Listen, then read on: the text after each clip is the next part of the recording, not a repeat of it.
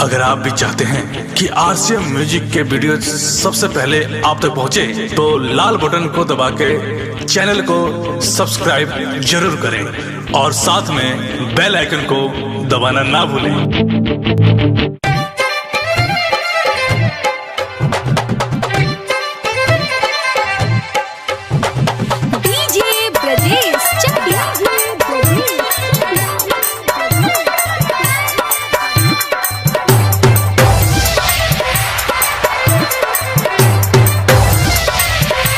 बताई हम काहे जान चलता मन में, बताई हम काहे जान चलता मन में। जीवन भर साथ दह जैसे तारा गगन में, तारा गहन में कि धर के लू तू सास बन के मोरा धड़कन में।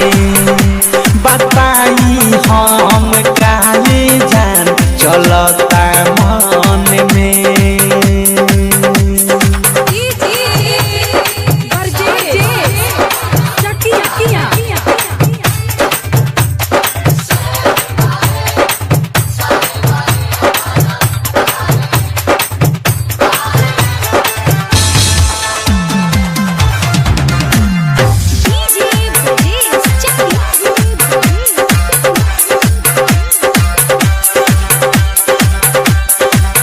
बारू दूधो से उजर तू तो सब का से सुधर गईलू अखिया में हमारा बस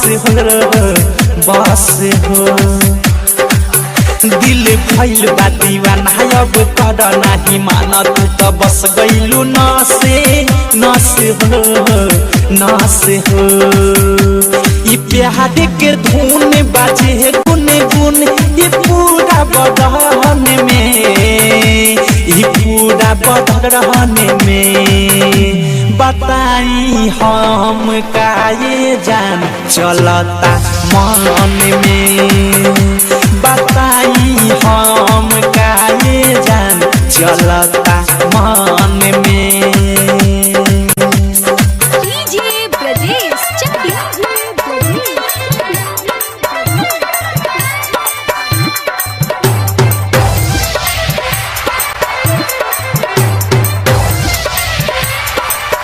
कहे राइटर राकेश संगे प्रेमी अवधेश साथे रहता रे बिकी अनुराग हो।